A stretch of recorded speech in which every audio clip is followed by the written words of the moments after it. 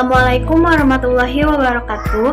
Kami dari kelompok 5 akan mempresentasikan mengenai biosfer dan makhluk hidup. Perkenalkan, nama saya Azmi Mauladia Rahmani. Di sini saya akan menjelaskan mengenai pengertian biosfer dan lapisan biosfer. Secara etimologi, biosfer berasal dari dua kata, yaitu bios yang berarti hidup dan sfer yang berarti lapisan. Dengan demikian dapat diartikan bahwa biosfer adalah lapisan tempat tinggal makhluk hidup. Biosfer adalah bagian luar dari planet bumi, mencakup udara, daratan, dan air, yang memungkinkan kehidupan dan proses biotik berlangsung.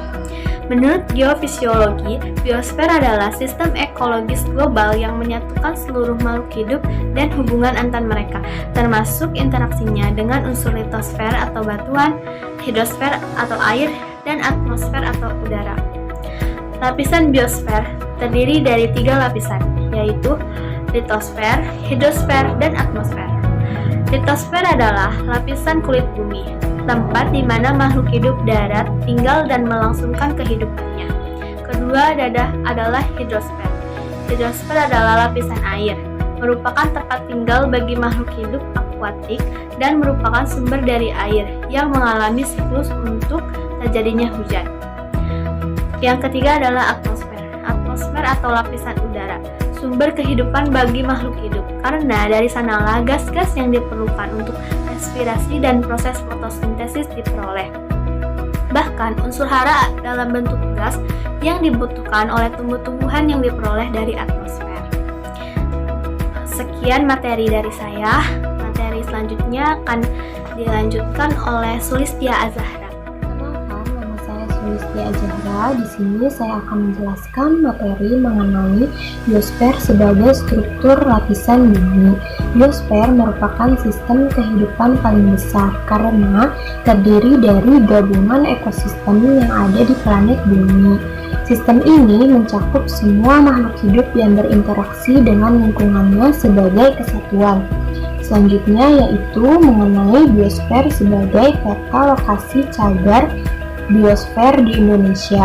Secara biogeografi, wilayah Negara Kesatuan Republik Indonesia dibagi menjadi 7 biogeografi utama, yaitu 1.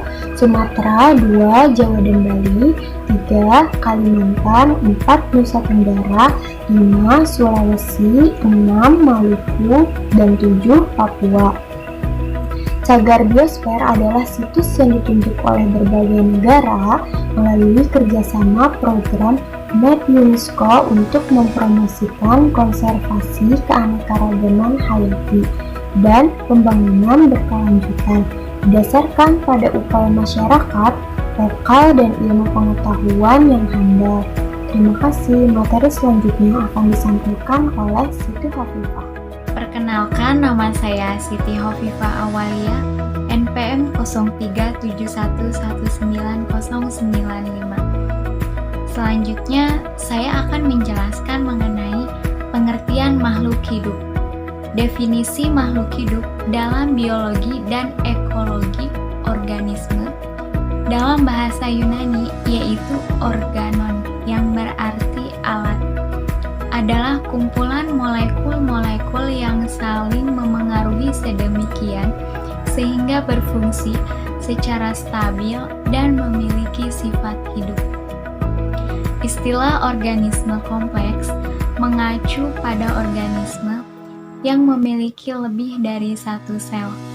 Nama lainnya yang sering disebut selain organisme adalah makhluk hidup. Organisme terdiri dari manusia, tumbuhan, hewan, serta mikroorganisme. Teori asal mula manusia menurut Charles Darwin. Pernyataan Darwin mendukung bahwa manusia modern berevolusi dari sejenis makhluk yang mirip kera.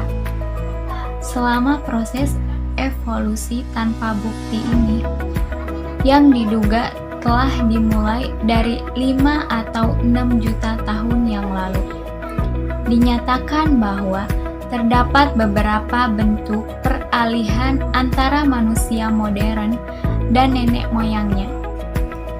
Menurut skenario, yang sungguh-sungguh dibuat ini, ditetapkanlah 4 kelompok dasar. Yang pertama, Australopithecines, yang kedua, Homo habilis, yang ketiga, Homo erectus, yang keempat, Homo sapiens. Materi selanjutnya akan dijelaskan oleh Ahlan Nisaur Rahman. Perkenalkan, nama saya Ahlan Nisaur Rahman. Di sini saya akan menjelaskan mengenai ciri-ciri makhluk hidup dan klasifikasi makhluk hidup. Ciri-ciri makhluk hidup ada 7. Yang pertama, bernapas.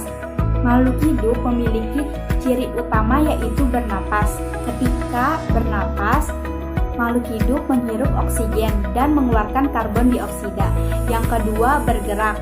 Bergerak dibagi menjadi 2 macam, yaitu gerak aktif dan gerak pasif. Gerak aktif dimiliki oleh makhluk hidup seperti manusia dan hewan karena dapat berpindah tempat.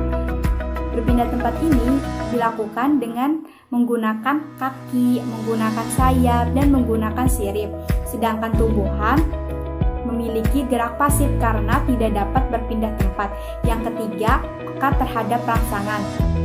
Dengan adanya alat indera peka terhadap rangsangan, maka manusia dan hewan memiliki kemampuan melihat, mendengar, mencium, meraba, dan pengecap rasa. Sedangkan tumbuhan tidak memiliki alat indera tetapi peka terhadap rangsangan. Contohnya seperti tumbuhan putri malu. Ketika daunnya ada yang menyentuh, maka daun tersebut akan menguncup. Yang keempat, makanan. Tumbuhan hijau dapat menghasilkan makanannya sendiri dengan proses fotosintesis, sedangkan tumbuhan tidak hijau, manusia, hewan tidak dapat menghasilkan makanannya sendiri dan memanfaatkan tumbuhan hijau atau alam sekitar. Makanan ini merupakan sumber energi untuk hidup. Yang kelima, mengeluarkan gas sisa seperti ekresi, mengeluarkan gas sisa seperti keringat yang dilakukan oleh ginjal dan kulit. Yang kedua, respirasi, pengeluaran gas sisa karbon dioksida. Yang ketiga, defekasi, pengeluaran gas sisa pencernaan makanan yang berupa tinja atau feses. Yang keenam, ada tumbuh. Makhluk hidup tumbuh dan berkembang. Contoh tumbuh seperti perubahan bentuk, ukuran.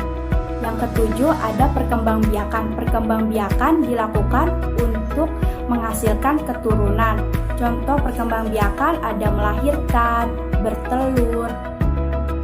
Sedangkan pada tumbuhan ada alami dan buatan. Kemudian ada klasifikasi makhluk hidup. Klasifikasi adalah pengelompokan makhluk hidup dalam takson melalui pencarian keseragaman atau persamaan dalam keanekaragaman.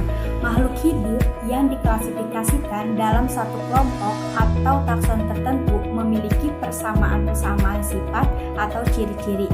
Demikian pula sebaliknya, makhluk hidup dalam kelompok atau takson yang berbeda atau memiliki perbedaan-perbedaan sifat dan ciri-ciri.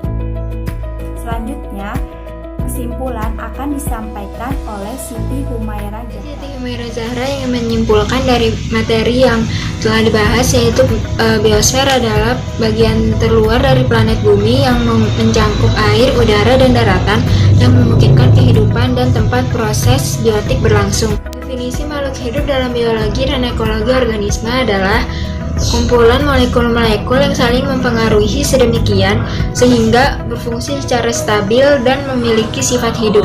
Dan klarifikasi adalah pengelompokan makhluk hidup dalam takson melalui pencarian keragaman atau persamaan dalam keanekaragaman.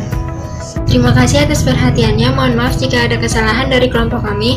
Wassalamualaikum warahmatullahi wabarakatuh.